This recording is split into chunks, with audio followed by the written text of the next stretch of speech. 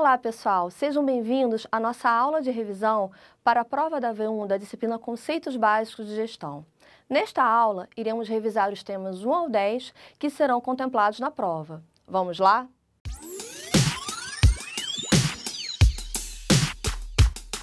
No tema 1, principais conceitos e perspectivas da organização, vimos que as organizações podem ter naturezas diversas de atuação. Podemos ter as organizações públicas, administradas pelo governo, que têm como objetivo prestar serviços à comunidade, não tendo o lucro como foco. Temos as organizações empresariais que visam lucro, sendo classificadas pelo seu tamanho, natureza jurídica e área de atuação. Há também as organizações do terceiro setor, que se constituem entidades sem fins lucrativos, criadas por pessoas sem vínculos, como o governo, como as ONGs e outras entidades com fins filantrópicos. Além disso, estudamos que a organização pode ser entendida a partir da perspectiva de uma estrutura formada por duas ou mais pessoas, que se esforçam de forma coordenada para alcançar determinado objetivo de maneira coletiva. Nessa estrutura, temos delimitada a divisão do trabalho e os níveis hierárquicos. A construção de um organograma nos ajuda a visualizar a representação da estrutura departamental de uma organização. Note que, para o funcionamento de uma empresa, é necessário a execução de atividades chaves e secundárias. O setor financeiro de uma empresa, por exemplo, é uma atividade-chave. Já a atividade secundária é aquela que a empresa não necessita gerenciar diretamente, como serviços de recepção e portaria, uma vez que podem ser terceirizados.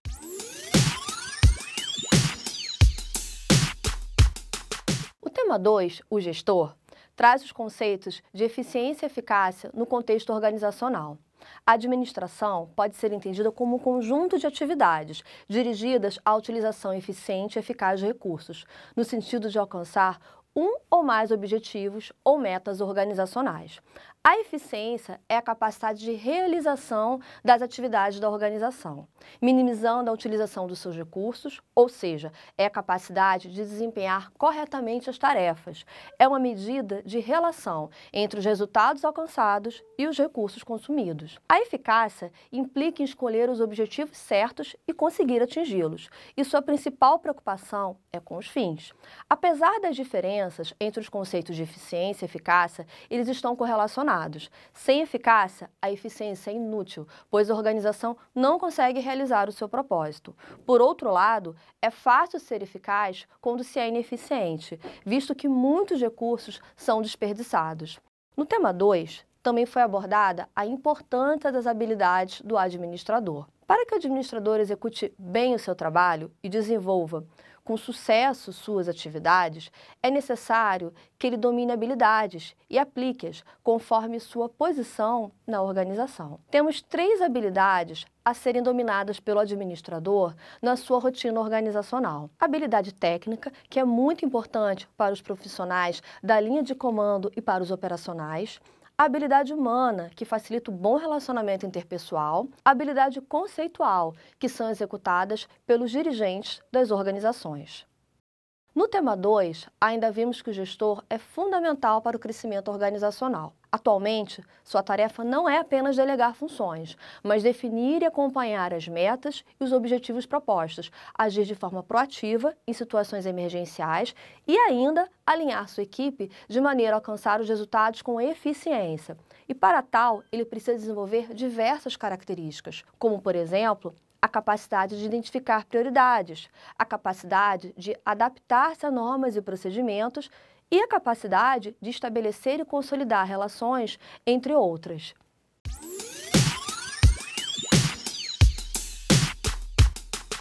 No tema 3, as funções de gestor, tratamos das mudanças na atuação do gestor atualmente. Há algumas décadas, as organizações eram formadas por um organograma vertical, onde no topo ficava a figura do chefe e na base o grupo de staff. Nessa época, a ascensão profissional era impulsionada pelo tempo de casa e dificilmente os cargos de liderança eram ocupados por alguém que recém tivesse chegado à empresa. Podemos dizer que hoje o gestor atua em diversas áreas da organização e atende demandas complexas que em outras épocas eram cumpridas por executivos do topo da pirâmide organizacional.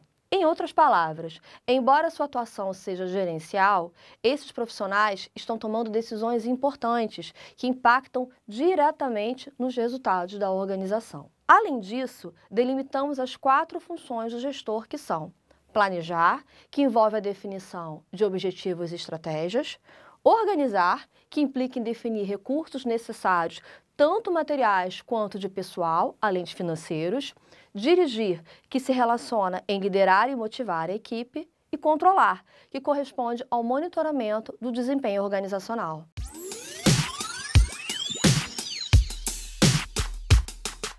No tema 4, as áreas funcionais da organização, entendemos que uma organização funcional divide as unidades empresariais, de modo que cada unidade tem um conjunto de deveres e responsabilidades não semelhantes. A funcionalidade de uma organização é heterogênea, mas interage entre si, buscando a perfeita harmonia entre as tarefas.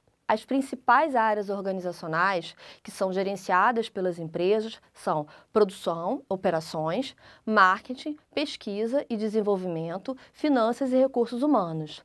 Nesse sentido, o fluxograma pode ajudar como uma técnica de representação gráfica que se utiliza de símbolos previamente convencionados, criado por meio de figuras geométricas que representam uma funcionalidade organizacional, permitindo a descrição clara e precisa do fluxo ou sequência de um processo, bem como sua análise e redesenho. As organizações são, portanto, gerenciadas por seus escopos administrativos, ou seja, os níveis hierárquicos que são os responsáveis pela definição estratégica das empresas. Para uma gestão eficiente, é necessário atender aos 3 níveis organizacionais: estratégicos, tático e operacionais.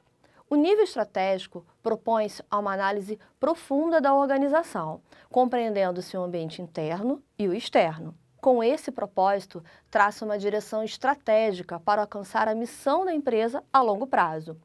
O planejamento tático, por sua vez, ocorre apenas em determinados setores e departamentos da organização, não atingindo-a como um todo. Porém, é desenvolvido por meio de objetivos traçados no planejamento estratégico. Já o planejamento operacional se encontra na base inferior da pirâmide e tem suas ações dirigidas em curto prazo.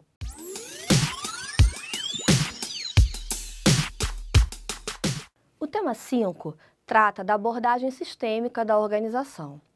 Quando tratamos desta abordagem, estamos referindo a todos os processos que envolvem uma organização, desde seus sistemas tecnológicos até o pessoal envolvido nas decisões estratégicas, táticas e operacionais. Um sistema pode ser caracterizado como um conjunto de elementos interdependentes que se relacionam, transformando várias partes em um elemento único. Importante entender que o conceito de sistema aberto é aplicável a qualquer tipo de organização, seja ela com ou sem fins lucrativos. Nesse sentido, as organizações são consideradas sistemas abertos, criados por homens que mantêm uma interação diretamente com seu meio ambiente, interno e externo, que podem ser representados por fornecedores, clientes, concorrentes, entidades não governamentais e outros agentes externos.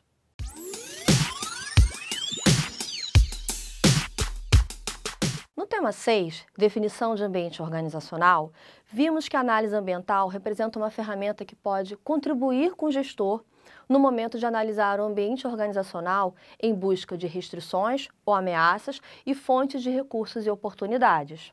As variáveis de análise ambiental podem ser pensadas a partir dos conceitos de ambiente externo, contextual e operacional, e também do ambiente interno.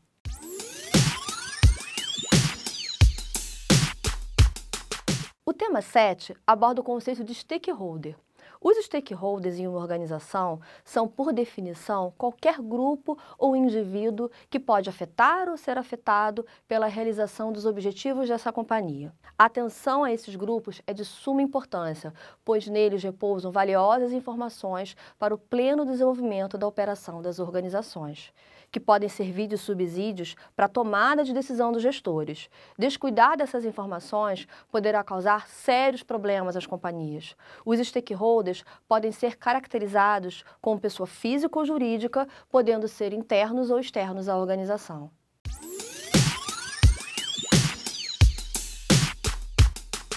No tema 8, é feita a distinção entre o ambiente externo organizacional, operacional e contextual.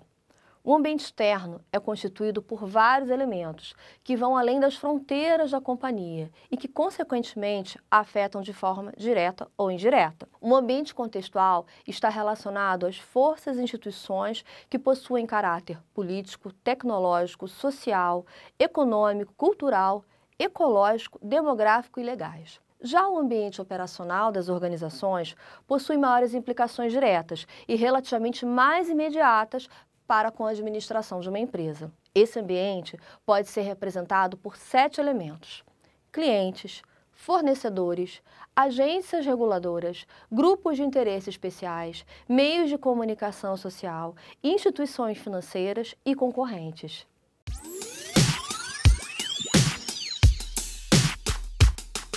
O tema 9 trata do ambiente interno organizacional e a cultura organizacional. A cultura organizacional pode ser entendida como um conjunto de valores, crenças, atitudes e normas compartilhadas que moldam o comportamento e as expectativas de cada membro da organização.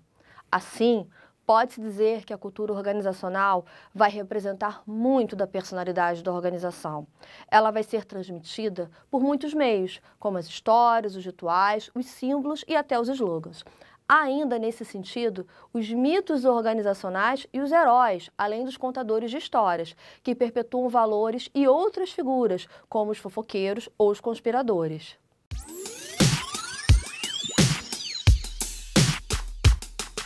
No tema 10, motivação e clima organizacional, compreendemos que a motivação pode ser entendida como um fenômeno comportamental único e natural, e vem da importância que cada um dá ao seu trabalho, do significado que é atribuído a cada atividade desse trabalho e que cada pessoa busca o seu próprio referencial de autoestima e autoidentidade. Motivação é algo particular de cada indivíduo. Porém, os interesses de terceiros, que se refere ao coletivo de pessoas presentes em determinado espaço, poderão influenciar essa motivação, positiva ou negativamente. Assim, a motivação nos indivíduos surge como impulso de alguém ou por meio de um estímulo para que desenvolva uma atitude condizente com determinados objetivos pré-estabelecidos pela organização.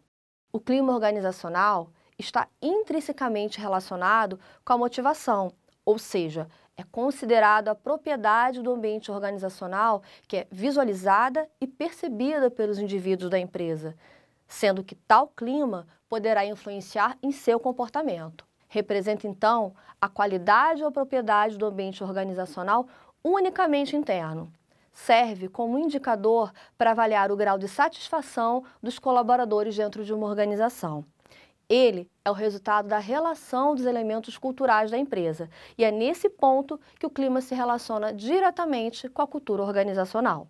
Como fatores determinantes do clima organizacional, temos, além do alinhamento da cultura da empresa com as ações que são executadas pela organização, outras variantes, como a integração dos diversos processos e áreas funcionais, a otimização da comunicação interna, a percepção das necessidades de treinamento e desenvolvimento da equipe, a otimização das ações estratégicas e a redução no índice de rotatividade do corpo de colaboradores.